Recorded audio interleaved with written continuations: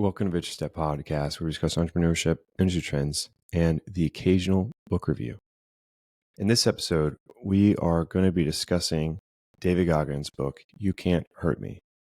And I think everyone's been in this point in their lives, either in high school, college, professional career, where they have limits put on themselves, either mentally, by society, or by their environment, where just because people around you haven't been able to do the same things that you want to do, or the people that are in authoritative positions in your life don't think that you're capable of doing the things you want to do, you put yourself in a box.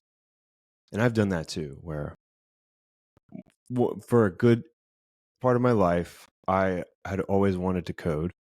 And I was interested in coding since middle school. And I'd always asked about it in school. And the response was always like, hey, this is more for kids that are able to focus and that pay attention and that don't need so much care and attention. They're more independent. And that's what I was told in middle school. And then high school, it's like, oh, like this program isn't for jocks. This is for kids who are serious about their studies. And that stuck with me for a while. And I'd always been interested about coding. And then one day when I was working on this fitness company thing in college, which didn't turn out that well, but it was a wonderful experience, I had to do some coding. And then I had to take a class to learn how to do the things I needed to do because I couldn't afford to pay somebody. And it wasn't that hard. And it was really cool. And it was everything I wanted it to be. And I was like, wow, why did I not start in middle school? Just because someone told me that I couldn't. So it's a good example where I didn't put limits on myself in my own mind, but later on, I'd realize, hey, I had a mental block there. And this book that David wrote is about removing your mental blocks and achieving your full potential. His methodology is a little bit different than other people you'd read about. If you haven't heard about David Goggins, he's all about callousing the mind. And his level of intensity and discipline on doing the extreme is extreme in itself. And originally it all started when he was overweight and a cockroach or a rodent exterminator. And he was going place to place, worked the night shift, and just floating through life. And that can happen if you're not attentive. You can go day to day through your job or through school, and you're there, you're participating, but you're not actively participating. You are involved, but you aren't leading your own destiny. And these things can easily happen if you don't stay on task and you're not laser focused on what you want. And maybe you don't know what you want, which is fine as well. But all of that is easier to understand and discover and achieve if you have hope, grit, and discipline.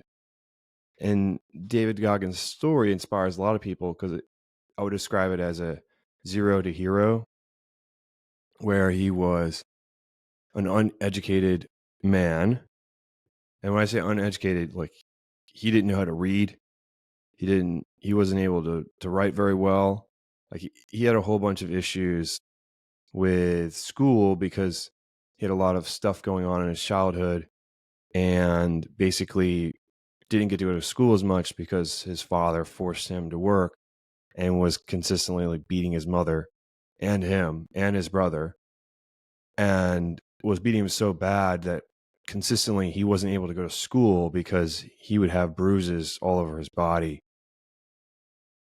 Basically, he was mangled and couldn't go to school simply because if he went to school, people would find out that people were beating him. And so he had to stay home a lot, and he had to work, and he didn't get to close his bowling alley. His father owned a bowling alley and a nightclub, and he was a really sleazy guy. If you couldn't tell by him beating his wife and his two sons.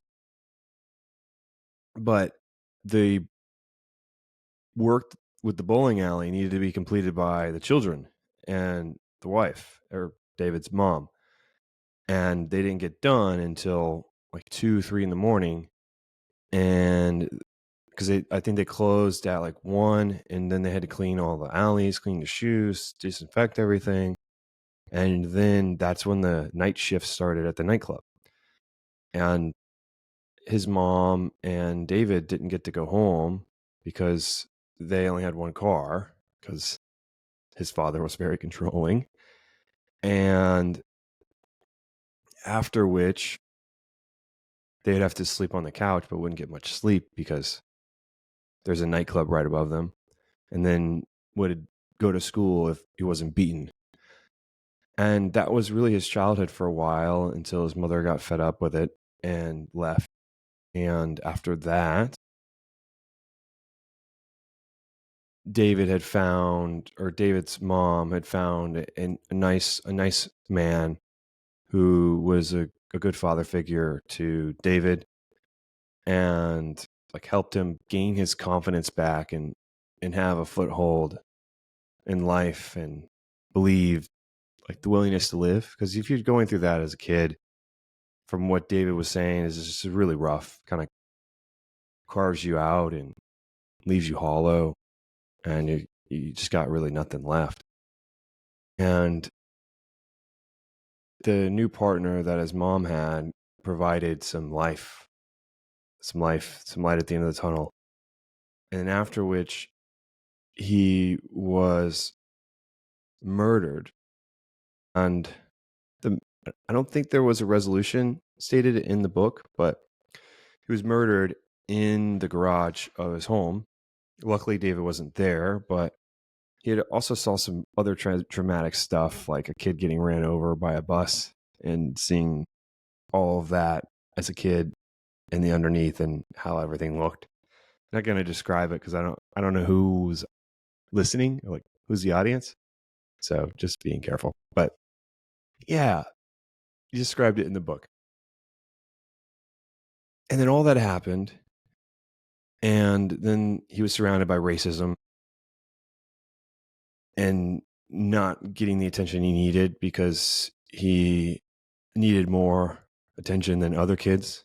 And he had some good teachers, but then after that, a lot of teachers just abandoned him and left him to his own devices. And that resulted in him cheating a lot. And that's how he got through school. He would cheat. So he'd cheat everyone's stuff. You cheat on the homework, cheat on the exams. He didn't know how to read, he said. And after that, things just kept going downhill, and he started doing the cockroach extermination. And then he wanted to get into the army and become, not the army, but he wanted to go, or he was in the army and then he was disqualified, something like that, where he'd missed PT or something like this, and he was removed. And then after that, he was then doing cockroach extermination. He did that for some time, hated his life, didn't like it. And randomly one day, he was just like, I can't do this anymore. I can't.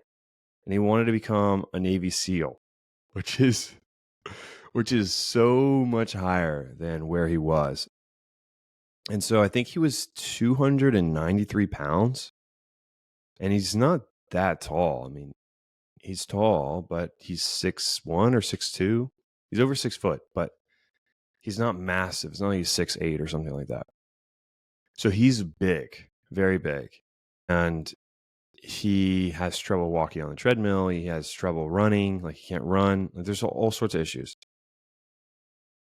For him to make the cut, or at least even be able to try out, he has to get a crazy score on his tests, like his test scores, like for mechanical and the entry test for the military. I think it's the ASVAB, and he has to get a great score, one of the best.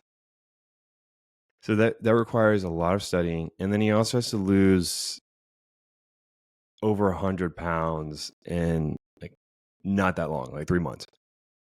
And so he's just going crazy, and he didn't know how to swim at the time. Like there's all sorts of things that like didn't really add up. Like you don't know how to swim, you don't swim that well, you want to be in the Navy, you're 150 pounds overweight, you don't have the highest reading comprehension, and there's all sorts of just crucial things that need to be solved in 3 months, and they all are time consuming to solve for.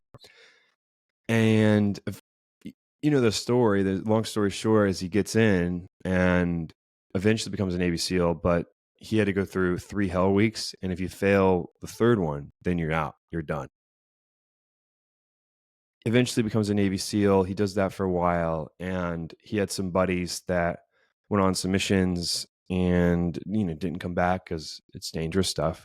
And then he started working with the Warriors Foundation, and they basically help families and veterans out that were they're involved. I don't know what I'm getting at there. The Veterans Foundation helps veterans and families affected by military activity. So David was like, I need to raise money, and I want to raise money. So he started working with the Warrior Foundation, and he's like, what's the craziest thing we could do? And he's like, let me do the Badwater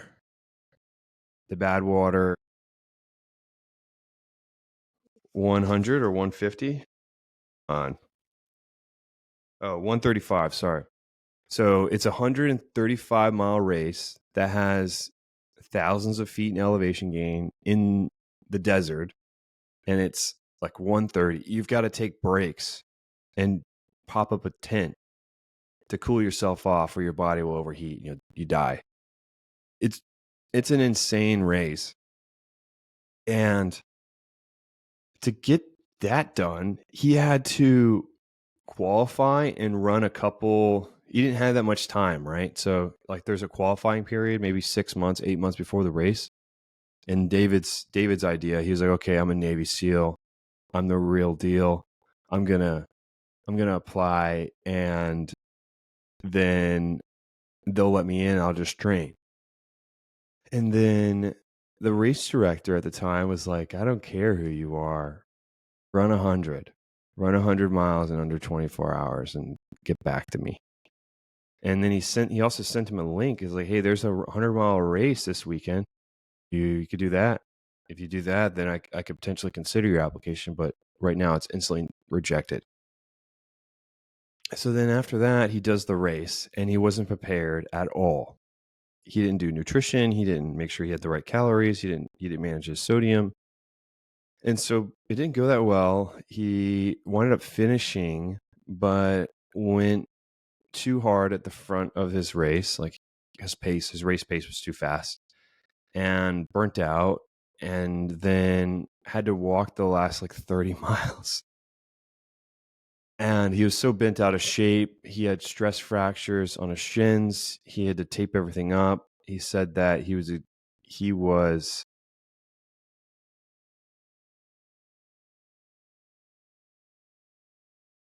I say this in a like a good manner. Like he was I'm trying not to like make it all weird. I guess he was bleeding out of his butt. That's the best way. Like there's just all sorts of, like, his body was legitimately falling apart. His feet were fractured, his shins were fractured, because he never ran 100 miles before, and he didn't train for it. So he was just like, all right, we're going to get this done. This is what we do now. And that whole experience had provided him with a humble amount of caution, a humbling amount of caution, because he said it was just absolutely brutal. He had to go to the hospital afterwards. His toes, his feet were all jacked up. They were all skidded, and all raw, and he didn't do that well. What he used to prep for the race was like Ritz crackers and Gatorade or something like that for 100 miles. He didn't have any liquid fuel. If you don't know, like liquid fuel is like this liquid, like literally fuel for your body. So think about it as a liquid that you drink that has like the nutrition and calories that you would need to keep running and keep your body functioning for long periods of exercise, something like running 100 miles or biking really far, like biking 300 miles.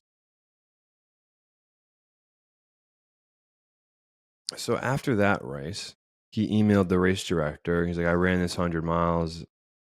Please consider my application. Then the guy was like, yeah, I mean, just because you ran the 100 miles doesn't mean that you would get in. I just said you would need to run 100 miles to be considered at all. So then David's like, oh, I'll do another race. So he did this race. It's called the Hurt 100. It's in Hawaii. And it's this like mountainish trail that goes through the forest and cuts up through this, I wouldn't say a mountain, but like a massive hill. From what it was described, I haven't seen it. And he does that. He's once again absolutely brutal. Absolutely brutal. And after that, he's like, okay, I'm going to take training seriously. And we'll be training for the Badwater. While he's training, there's a couple things that he created in his mental framework for resilience, some of which he created when he was becoming a Navy SEAL or becoming someone else when he had no hope, no testosterone,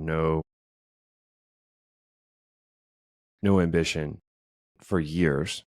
And I said no testosterone because like when you're that heavy, like your testosterone really lowers. When you're, 150, 180 pounds overweight, it affects your hormones and stuff. So I want to share some videos that I like of David. And these are some videos that I find in my cookie jar and things that I think of David as. And like these are memoirs of David, and these are something that I would represent and identify with David highly. So let's see. So this one is a good one. So let me share my screen.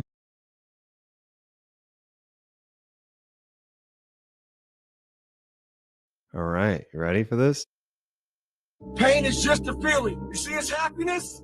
Why? Because it sucks. That's why I'm so happy right now. And no, I'm not thinking it's warm and 70.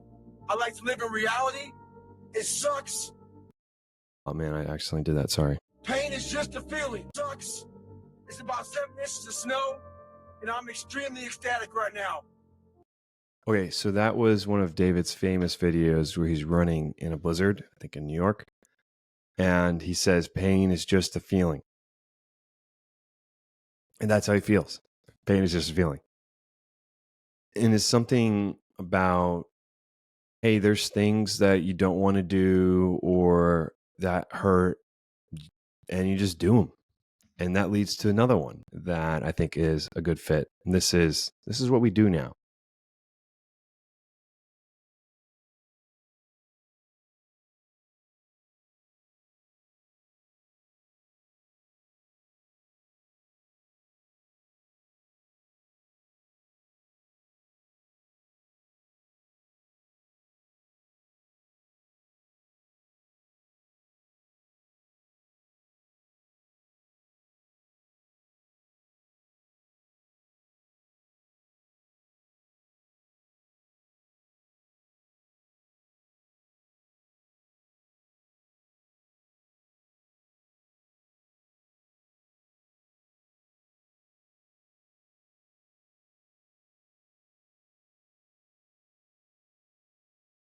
That messaging resonates with me and should with a lot of people, especially with me when I think I have a really good discipline, right? Like I'm very disciplined.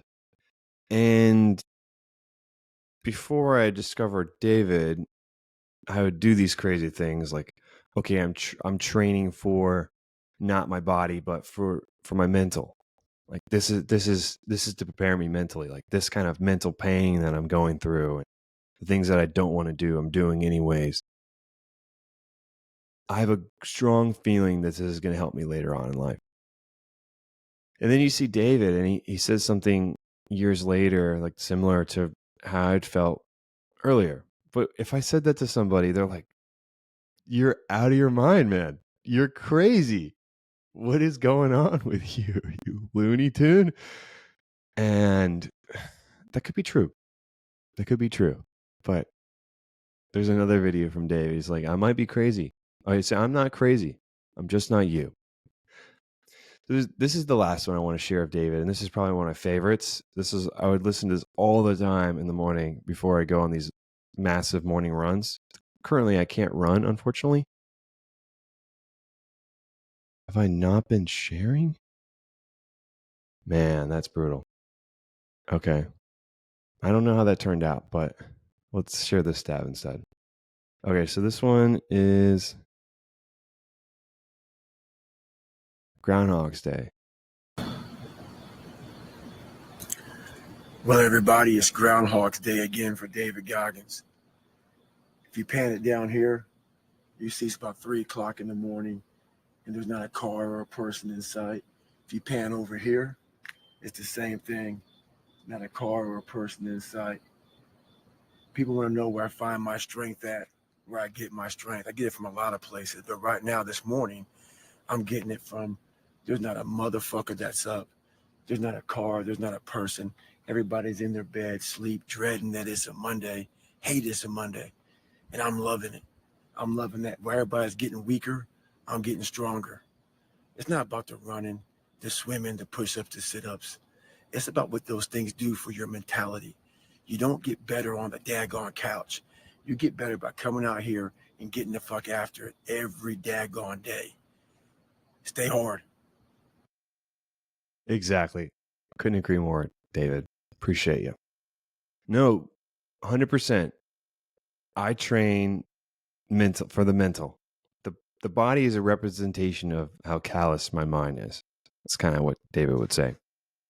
So how do you callous your mind, or how do you increase your discipline? One of the first things that David started doing was called the accountability mirror. And the accountability mirror allows you to hold yourself accountable. You got to be your biggest fan, believer, and critic. And a lot of people want to be their biggest fan and believer, but they don't necessarily like being their biggest critic. But being your biggest critic leads you one step closer to being your biggest fan or believer, all of which are linked together. So the accountability mirror started when David was training, and he had to look himself in the mirror. And he's like, "Hey, man, like this is not you.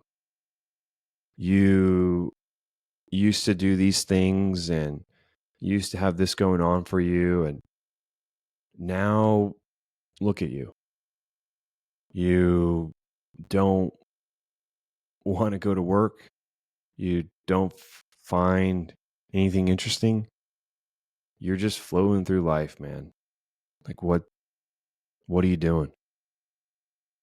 You need to take care of yourself. You need to learn how to read and write. You can't go through your whole life not knowing how to read. And you gotta take care of your body. How are you going to do that? And set some goals. So like his goal was, hey, I want to be a Navy SEAL, which was insane at the time given where he was. He became a Navy SEAL, but during that process, he was constantly, okay, here's the accountability mirror. Did I do my runs that I needed to do? Did I do my hours of swimming? Did I do my studying on the bike? And he had this whole regimen that he would go through. And if he wasn't making those things, he'd be like, okay, what is going on? And this accountability mirror thing started, I think, late high school, when he would describe himself as like some kind of hoodlum.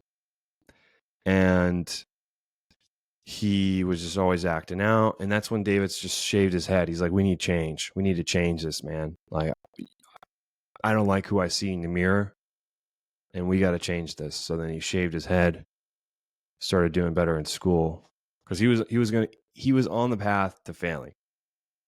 So that's where the accountability mirror starts from. Just taking a look at my notes. He also suggests that you use sticky notes, write down your goals and reminders, and put them on the mirror. So every day when you wake up, you wash your face, you brush your teeth, you see your goal. You see everything. Don't forget to study. Don't forget to work out. Don't forget to tuck in your kid or whatever your things are that you want to have on your mirror. Put them on your mirror. So another thing that he had created was he calls the cookie jar. Get some cookies out the cookie jar. He describes that as one of his joys of his childhood was his mom would always keep a cookie jar in the house, and when they're doing good or they had a great day or something like that, or a bad day, like his dad would beaten him or his mom, they would get a cookie out of the cookie jar just to help things go by. Or if they did well, David, grab a cookie. And you only got one cookie. And they'd always try to get more than one, but that was the rule. And he relates the cookie jar to just things he's overcome, either good or bad. Like, hey, we've done this before. We've been here before. This is nothing. This is nothing. Remember that time when you did X? And it reduces the potency of the situation, I would say. When you can look back and be like, hey, you've done this before. Hey, you're fine. Don't worry about it. You might be having an off day, but even on your off day, you did this. And I would describe that as a way to benchmark where you have these things that you're going through or things that you're doing that are just seemingly monstrous in the moment. And you're like, oh my gosh, this is just a wave. And then afterwards, you kind of forget about it because it wasn't a big deal. It's not a big deal to you. But when you talk to other people, it is a big deal. So having that recall ability to recall those hard moments and to pull that back in to either motivate you to keep going or ensure that you can do it helps out. And mine's not just like cookie jar, but I recently have been researching how to start a company and a startup and talking to co-founders and founders, either recruiting for a co-founder or talking to co-founders that have already founded a company and trying to see how it all went. And doing all this research, you get to talk to like exceptional people, and the people that you read about are top tier, the best of the best. And that makes sense given that they founded a company. They're not going to, and it's a startup too. So they've got all sorts of things going for them. They're high level intelligence, great social skills, communication skills, top 1%, intellectual abilities, very high. And they have a rap sheet of just an amazing background of just positions that they've held. And you look around like, man, am I in the right place here? Is this really something that it's easy to do that? And one thing that kind of demystified the whole thing was like, hey, I've been in places where people didn't think I belonged before, although I thought I belonged there. And you could also read about these people. You go on these recruiting sites or try to recruit for co-founders and see that they're no different than you are. At the end of the day, no one's special. So that doesn't mean that your life doesn't mean anything, but you're just not special. I'm not special. You're not special. We're all here and we're all capable of amazing things. And if you want to achieve those things, then it's going to be tough and it's going to be ugly. But yeah, reach into the cookie jar when things get hard. Another interesting thing that he'd come up with after the cookie jar and after the accountability mirror was taking souls. And taking souls was created when he was doing his hell weeks for the Navy to become a Navy SEAL. And during hell weeks, it's hell and it sounds brutal. Like the first week of hell week, you're not given like any food, like barely any food.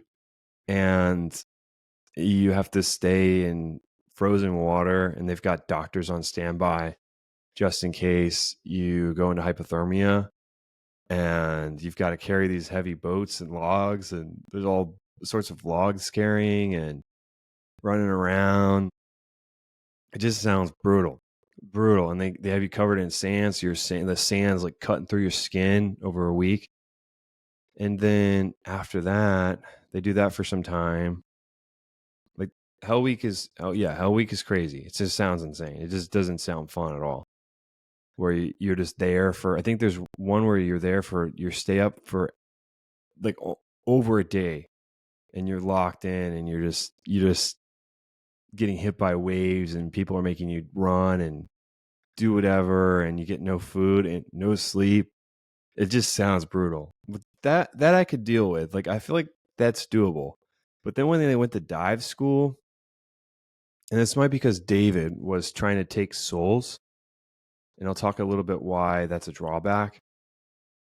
But during the dive school piece, there's a section of it where you've got to dive down.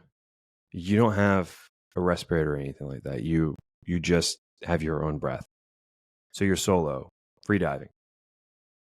You're going down, it's 15, 20 feet in the pool. There's knots at the bottom, and you got to tie knots. And the instructor can ask you to tie up to 3 knots at a time. And they've got to verify each knot before you can go up and surface for air.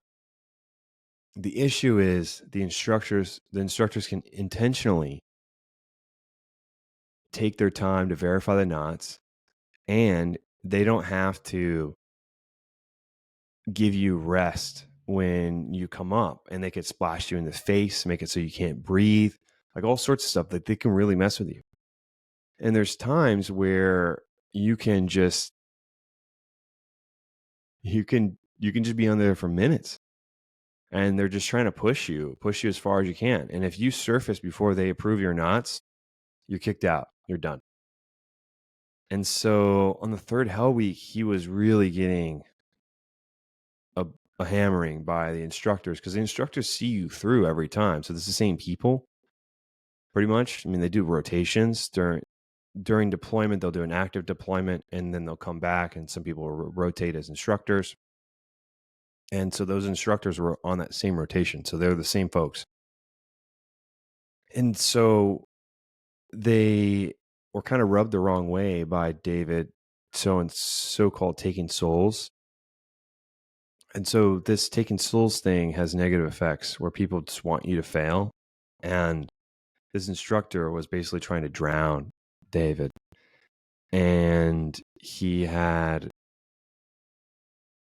when you start getting chest convulsions in your chest, when you're out of air, where your body's trying to breathe, and your like it's happened to me before when I'm free diving. Like you don't have much time left. And when you come up, you really need air. And then for someone to keep splashing you in the face and then make you go down again, and then take their time to prove the knot, it just sounded horrific. And actually somebody had died in his last hell week. They drowned. And that stuff happens all the time, apparently, during that school, the dive school. So taking souls is all about just slaughtering the person, and not in a bad way. It's really like pushing yourself so hard that demoralize your competitors or even those in authority. But here's the thing, that doesn't work in all scenarios. And the military is very macho, so this is, I would say, doesn't model real world, but if you go into work and you just annihilate all your colleagues, you're going to alienate yourself. You want to do well, but you don't want to alienate yourself and make others feel bad. If you do that, you'll get passed up for opportunities. People won't like working with you. And at the end of the day, no matter how good you are, if people don't like working with you or working for you, then what good is it? It's not any good. It doesn't help anyone if you're the best in the world, but no one wants to work with you or for you. You got no money and no one wants to work for you, so you can't scale. And that was an issue that David was running into. So his whole mantra was taking souls, doing this, doing that. And that had hurt him in his career when he wanted to go into these elite schools within the Navy, like these special forces, either any of the special forces. He was having difficulty getting through to the end for the screening process. And the general sense of it was he had embarrassed his authoritative figures, his CEO, his commanding officer, or other folks on his team, and he never fit in because he was always like, all right, like if you don't want to do this training, then the real men are going to be over here training while you guys sleep in. You're not ready. You know, if you were half as strong as you thought you would be, you'd be over here training. Like all sorts of stuff, just laying into his teammates instead of being like, hey, you know what? Maybe we could dial back the training. My training regimen is too high volume, and I'm focused on the wrong things. We should be focused on teamwork and us getting better every day. And unfortunately for David, he didn't figure that out until later on in life. So figure that out now. Taking souls is not the best thing to be doing when you want to have long-term success in networks. It just doesn't work. Being great and being a great team player, that's good. But taking souls consistently, it's going to hurt you long term. Like it hurt David. So the next thing is the 40% rule. I don't know if this came up in his runs or in Hell Week. He talks about it a lot while he's running, but basically the 40% rule is when you think that you're at your limit, you're only at 40%. So you got 60% left, which is crazy. So you're like tired. You're like, man, I can't do this anymore. And you got some person on your side says to you, that's great. You got another 60% left, buddy. You're like, hold on. Seriously? Another 60%? Yeah, you got another 60. That's a difficult thing to comprehend for anybody. I've pushed myself pretty hard, but I don't know if I've got another 60% after when I pushed myself, where there was a run one time where I committed doing marathon, which I didn't do because I hurt my leg, my ankle. I had a 3rd-degree sprain in Japan when I was playing pickup soccer. But during that time, I was training for the marathons, and I would have long runs on Saturday. I would run at least 15 miles.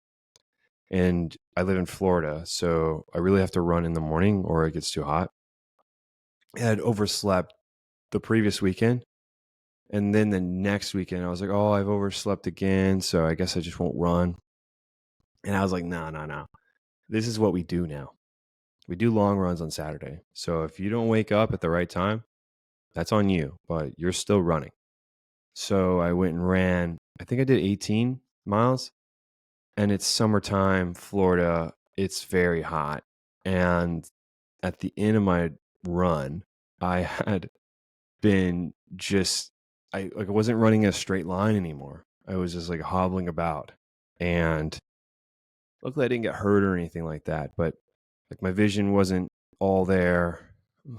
My motor functions weren't all there. Like I was pushing it. I was pushing it pretty hard. And it took me about 45 minutes to recover, like 45 minutes to an hour to recover enough to like go home. I couldn't drive home. I was like, okay, let me just go in my car and cool off and see. I like in those moments, I don't know if I have another. I mean, that'd be great if I had another 60, but I don't know if I have another 60 in that one. I'm just trying to think back in a moment where I'm like, oh, I'm done. But now you've got another 60. If I had another 60%, that's absurd. That would mean I have like another 10 miles in me. Regardless, that's one of his frameworks. And then the last one is like callousing your mind. So if you build up all those things, you have an accountability mirror for your goals. You have this notion of taking souls, but I say reduce that, like drop it back a little bit. Don't take souls. Maybe take respect, where you earn respect by working hard and being good at your job and being a good person. You take respect. You're not waiting around. You take it. You take it through your actions and leading through example and being a leader versus taking souls. And then the next thing would be the cookie jar. Combine the cookie jar, taking souls. I'd say the reduced one, so taking respect, the accountability mirror, the 40% rule, all of that combined calluses your mind and gets you in a mental state where just because you don't want to do it, you do it anyways. Just because it's hard, you think you're at your limit, you could push further. You've done something hard, like you're having a hard time with the challenging events that you're going through, pull something out of the cookie jar. And so it gives you this mental framework to deal with any scenario that is difficult, either from a discipline standpoint or a challenge, or just you think you're at your capabilities. There's all sorts of things that just like, hey, this is hard. You've done something hard before. Check this out. Press play on that. See how you feel now. You think you're done? You've got another 60%. Have you, checking in with yourself? Are you happy with yourself in your accountability mirror? And so I feel pretty strongly that those things would help you out. And I would recommend this book. I liked it a lot. This is a great book. I think it's better for someone who's trying to find themselves, especially in the area of discipline and taking on hard challenges. I was already very disciplined. I'm probably one of the most disciplined people I've met. And I haven't met myself, but I haven't met that many people that I'm like, wow, that person's way more disciplined than I am. So I didn't need help in that regard. I just love David Goggins and everything that is David. So I've got my David Goggins teddy bear. I'm just joking. I don't have a David Goggins teddy bear, but I thought this book was great.